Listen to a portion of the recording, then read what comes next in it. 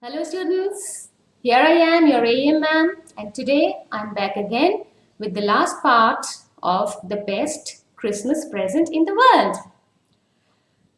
You all remember that in the last class we read Jim's letter together. The author, he found the letter and then he read it out. Just let us go back a little bit to the line where he started the letter. Inside the box, there was an envelope. The address read Mrs. Jim McPherson, 12 Copper Beeches, Bridport, Dorset. I took out the letter and unfolded it. It was written in pencil and dated at the top December 26, 1914. After this line, I took out the letter and unfolded it. Let us directly go to part 3. Here we are. I folded the letter again and slipped it carefully back into its envelope. So he opened the letter, then we read it all together, and you remember about the beautiful Christmas carol, don't you? Wonderful one indeed. Now let's come back. After reading the letter, he folded it and slipped it carefully back into its envelope, back where it belonged. I kept awake all night. Why? Why do you think he was awake all night? Because he kept on thinking. After reading the letter, whatever impact it had on him, it did not let him sleep. By morning, I knew what I had to do. So he had taken up a resolution. Let's see what it was. I drove into Bridport, just a few miles away. I asked a boy walking his dog where Copper Beeches was.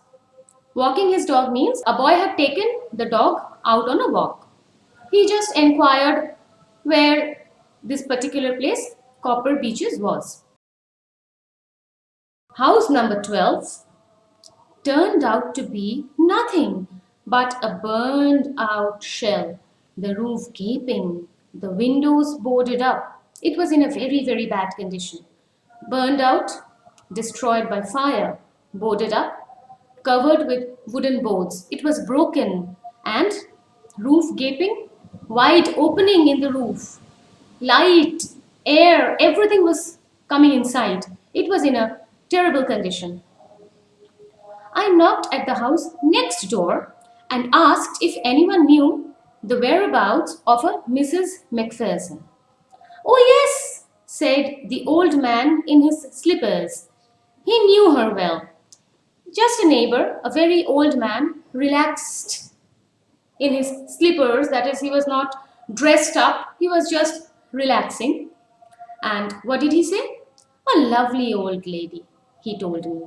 A bit muddle-headed, but at her age, she was entitled to be. Muddle-headed, confused, who keeps on forgetting things. Children, we have all seen our grandparents. With age, they tend to forget, they tend to become confused. Old memories keep coming, and the present, whatever the reality is, that ceases to exist for them. And they prefer belonging in the past. Let's see how old Connie McPherson was now. 101 years old. So, a century, huh? She had been in the house when it caught fire. So you see, the roll top desk, the author had said both fire and water had taken its toll. So now you see, the roll top desk was in the house and it had caught fire. No one really knew how the fire had started, but it could well have been the candles. She used candles rather than electricity because she always thought electricity was too expensive. She preferred the light of candles rather than tube lights and bulbs. She thought that they were expensive, that is, too costly. The fireman had got her just in time. Just in time? Perfect timing. Had she been in the house a little longer, she would have ended up dead. She was in a nursing home now, he told me. Burlington House on the Dorchester Road on the other side of the town. She was old, she had no one, so naturally she ended up in the nursing home. It's just like an old age home. Let's move on. I found Burlington House nursing home easily enough. There were paper chains up in the hallway, and a lighted Christmas tree stood in the corner with a lopsided angel on top. Beautiful decoration, isn't it? It was Christmas time. So you see, the letter, it was all about the Christmas spirit. And here too, today, the author has come to visit Connie on the day of Christmas. And look at the beautiful decorations, paper chains, lighted Christmas tree, and a lopsided angel on top. What is a lopsided angel? It's a figurine, small, beautiful figurines of angels with one side a bit lower. I'm going to show you an image. Just see the image. This is how it looks. I said I was a friend come to visit Mrs. McPherson to bring her a Christmas present. I could see through into the dining room where everyone was wearing a paper hat and singing. So all the old people, they were all having fun and they were wearing paper hats and they were enjoying the spirit of Christmas. The matron had a hat on too and seemed happy enough to see me. Now, who is a matron? A woman who is in charge of the medical and other facilities in a nursing home or a boarding school. So here, she too, in spite of being quite a strict woman, was enjoying with them. And she was very, very happy to see our author. She even offered me a mince pie. What is a mince pie? It's kind of a cake, a delicious one. You guys are most welcome to have a go at it. She walked me along the corridor. That is, she walked me, it means that she took me with her along the corridor. Mrs. McPherson is not in with the others, she told me. She is rather confused today, so we thought it best if she had a good rest. Well, Mrs. McPherson was confused due to her old age. But let us not forget, she was waiting for her husband, who had promised to come to her by Christmas. So every time on the day of Christmas, her expectations become more and more severe. She gets lost into that state where she has the firm belief that today is the day when Jim is going to come back. Okay? She has no family, No one visits. How pitiful. So, you feel so sorry for such a person. So I'm sure she'll be only too pleased to see you. So the matron was very happy because no one came to visit. And on the day of Christmas, when actually someone has come to visit her, of course, Connie will be happy. But to see that finally someone has come to visit, the matron was also very happy. She took me into a conservatory with wicker chairs and potted plants all around and left me. What is a conservatory? It's a big hall with glass roof and glass doors so that the sunlight can come in and it can be bright and beautiful. And what are wicker chairs? Sticks or stems are woven together and made chairs. Such are wicker chairs. Potted plants, so it was beautifully decorated. The old lady was sitting in a wheelchair, as you can see over here, her hands folded in her lap, as if she was praying to God, as if she was praying for Jim McPherson to come back to her. She had silver white hair pinned into a wispy bun. Silver white, the color of her hair, as you can see over here. She was old, so naturally her hair had become grey and it looked silvery in color. And pinned into a wispy bun, it was tightly taken up at the back of her head, just like you can see over here, and it was made into a bun. And what is a wispy bun? Wispy means very, very fine and feathery. We all know with age, hair fall is a big problem, and nowadays hair fall has nothing to do with age. Most of us are suffering from hair fall, and I am one of the victims too, sad ones. So, anyway, she was old, her hair had become grey and very, very fine and feathery because of the age.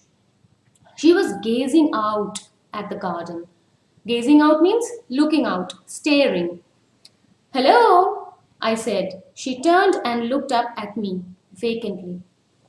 Who? Who came? Nobody.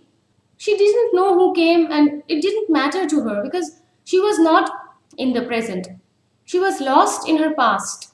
And then someone calling out to her who she doesn't even know. So it was a vacant look, an empty look. Happy Christmas, Connie, I went on. I found this. I think it's yours. As I was speaking, her eyes never left my face. Now see.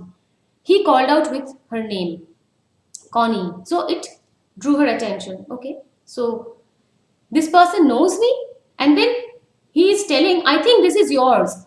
So he has something that belongs to me. What is going on? As this man, our author, is telling these things, her eyes were glued onto him because no one came to visit her in all these years. Now that someone has come to her and calling out to her and telling her that he has something that belongs to her, it was shaking her up. Was it the tin box that was left back at the home?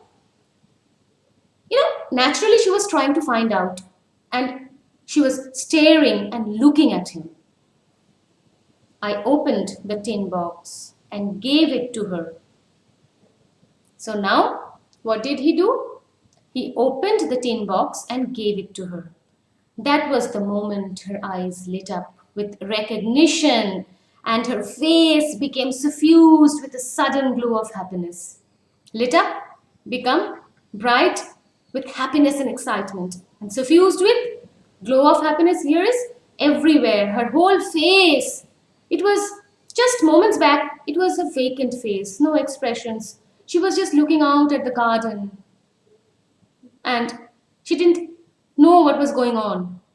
But now that the tin box has come, the letter, he calling out, Connie, everything suddenly changed the whole atmosphere. And she became very, very happy. Finally, she found what was lost. I explained about the desk, about how I had found it, but I don't think she was listening.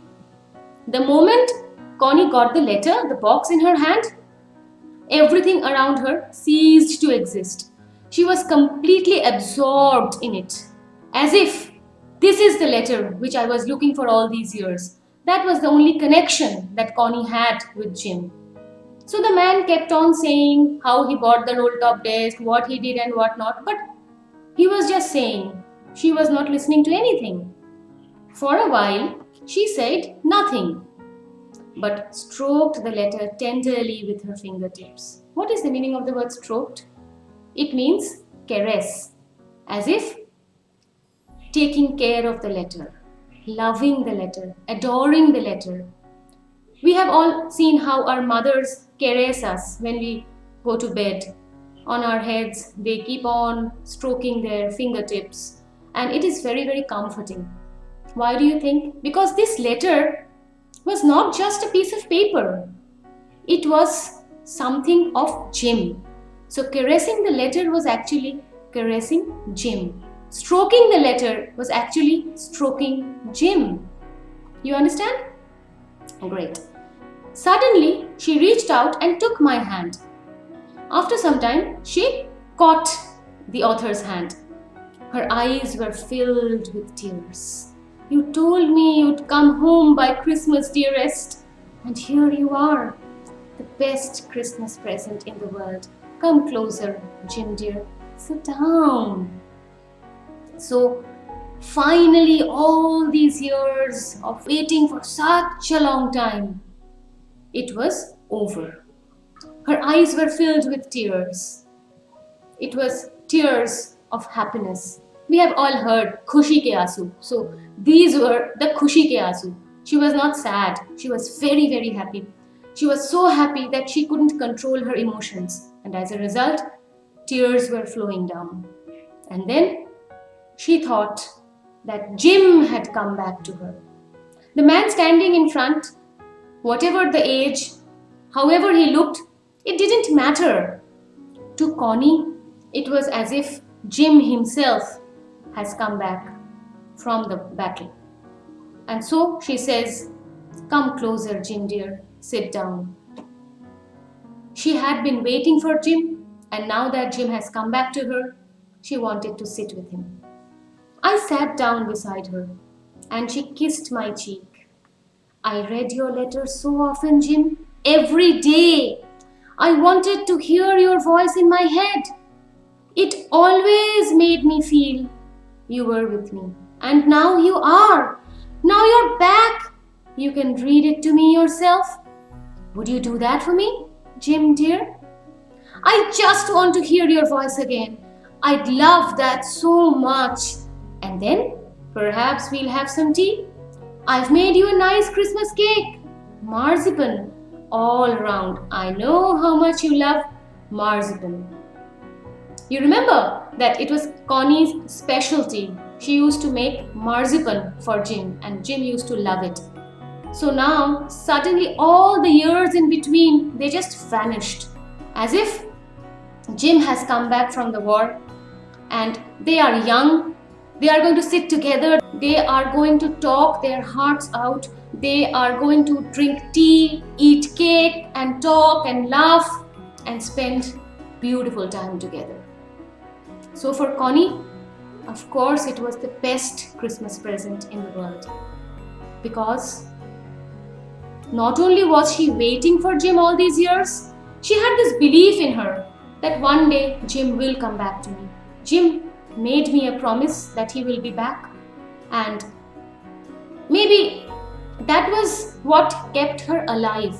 It's not easy. 101, she kept on waiting for Jim, as if only after Jim comes back, they are going to be together again for the rest of eternity. Isn't it? So that's it, children. We are done with this chapter. What you're going to do is you're going to go through each and every line, and when you read the whole chapter together. If you need help, you can see my videos. If you want to comment something, you can comment below. And marzipan. So we all love marzipan. I don't know if any of you have ever tasted it or not. So now that we are all in a happy mood, finally Connie has got her present. Let's all enjoy together. So I have some marzipan for you. So before I sign off for today, stay home, stay safe, be very very happy, and अब कुछ मीठा हो जाए. Marzipan for you. Bye bye.